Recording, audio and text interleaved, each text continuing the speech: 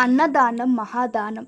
దానాల్లో భూదాన, గోదాన, సువర్ణ, గృహదానాదులు ఎన్ని ఉన్నా అన్నదానంతో సమానమైనవి కావు. ఏది ఇచ్చినా ఇంకాస్త కావాలనిపిస్తుంది. అన్నదానం ఒకటే పూర్తిగా సంతృప్తినిస్తుంది.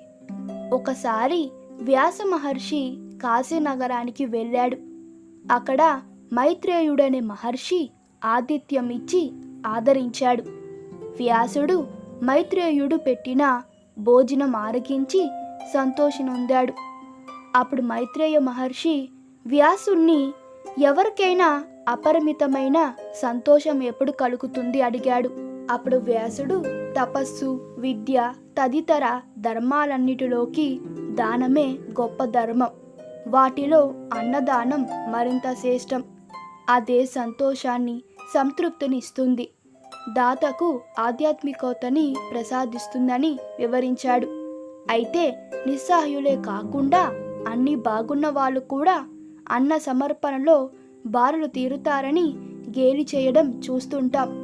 ఓ భక్తుడు కాంచి పరమాచార్యులు చంద్రశేఖేంద్ర సరస్వతితో, స్వామి, ఆశ్రమంలో అన్నదానానికి ధనికులు కూడా వస్తున్నారు ఎలా అన్నాడు. పరమాచార్యులు, నాయనా, ఒక అనర్హుడి ఆకలి తీర్చేందుకు 99 మంది అనర్హులు కూడా అన్నం పెట్టవలసిందే. ఇది ధర్మమని బదులించాడు. మనం మనస్ఫూర్తిగా అన్నదానం చేస్తే అపాత్ర దానం కూడా సప్రదానం అవుతుంది.